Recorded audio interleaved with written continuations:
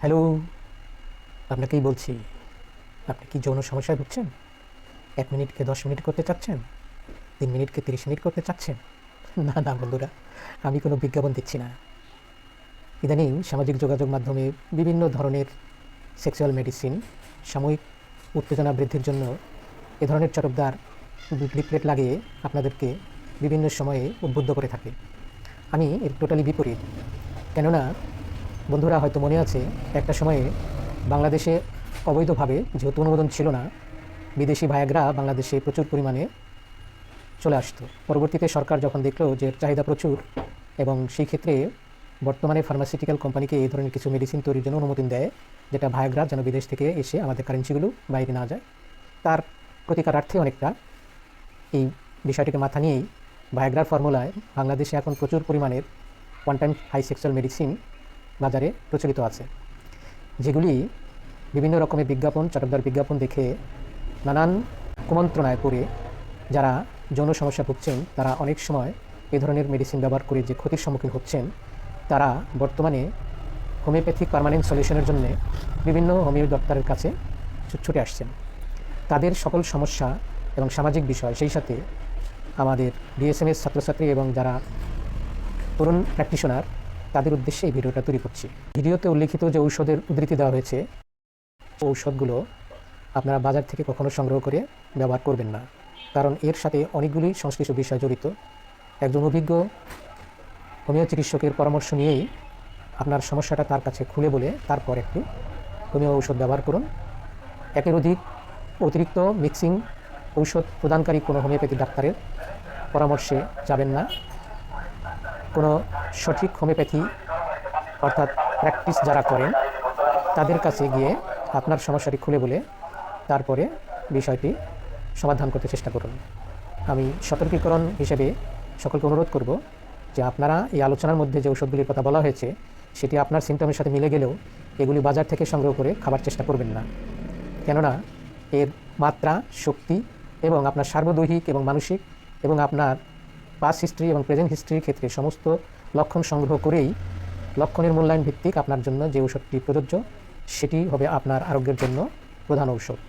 সেক্ষেত্রে অনুরোধ করব যে এ ধরনের আলোচনা শুনে বাজার থেকে কোনো ওষুধ কিনে ব্যবহার করবেন না।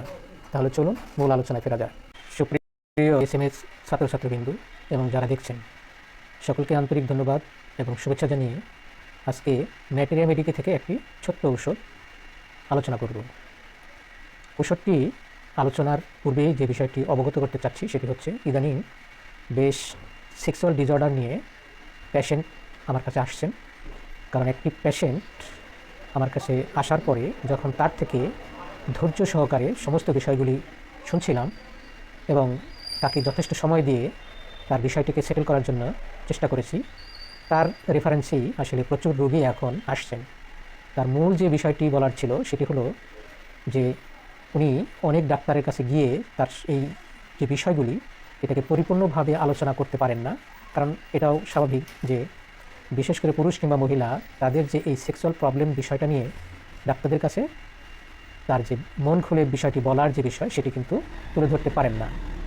যদিও আমরা অন্যান্য চিকিৎসা ক্ষেত্রে ব্যবস্থাপনা দেওয়ার সময় যখন রোগীলিপি করে থাকি তখন তাদেরকে বিভিন্ন সময়ে তার সেক্সুয়াল ডিসঅর্ডারের বিষয়টিও আমরা জানার চেষ্টা করি, কিন্তু স্পেশালি আমরা যদি খেয়াল করি তাহলে প্রচুর সেক্সুয়াল ডিসঅর্ডার নিয়ে রোগীরা আছেন যারা চক্ষু লজ্জা কিংবা তাদের ভিতরের সাইনেসের কারণেই তারা কিন্তু ডাক্তারদের কাছে গিয়ে তাদের বিষয়টাকে খুলে বলতে পারেন না।